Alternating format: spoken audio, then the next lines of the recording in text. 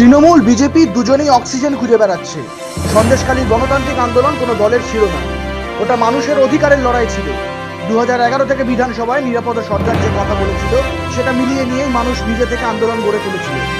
সেই আন্দোলনকে রাজনৈতিক তকমা দিয়ে ভেঙে দেওয়ার চেষ্টা করেছিল শুভেন্দু অধিকারী। তৃণমূলও এর ফায়দা নিতে চেয়েছিল। শুক্রবার বারাসাতে জেলা শাসকের দপ্তরে নিজের মনোনয়নপত্র দাখিল করতে এসে কথা বললেন বসিরহাট থেকে সিপিএম প্রার্থী নিরাপদ সর্দার। এটি নিরাপদ সর্দার জানান আর বিরোধী দল বলতে চাইছি, আসলে সন্দেশখালীর যে আন্দোলনটা গড়ে উঠেছিল গণতান্ত্রিক আন্দোলন, সেই আন্দোলনকে রাজনৈতিক তকমা দিয়ে ভাঙার চেষ্টা করেছিল শুভেন্দু অধিকারী। এইটা ভাঙতে গিয়ে মানুষ তার পক্ষে আর নেই।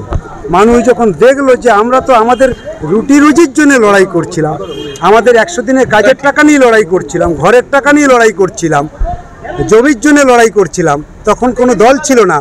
এখন আমরা দলে পরিণত হতে গিয়ে দেখা গেল বেশিরভাগ লোক আর নেই।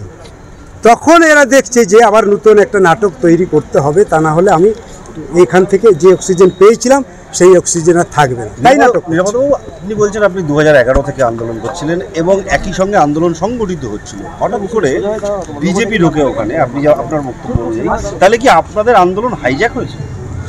হাইজ্যাকের কথা তো আমি কোনো সময়ের জন্য বলিনি।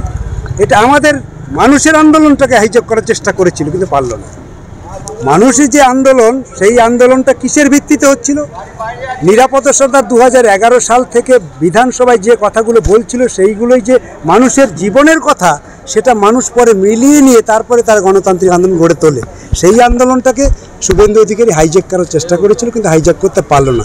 এখন তাদের অক্সিজেনের অভাব হয়েছে, দুই দল কিন্তু অক্সিজেনে বাঁচার চেষ্টা করছে। অঙ্কিত মুখার্জি, শাহিদ চক্রবর্তী রিপোর্ট, নজরে বাংলা।